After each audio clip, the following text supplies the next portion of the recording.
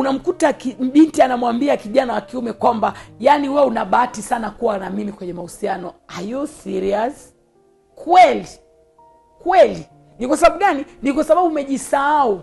Unajiona keki.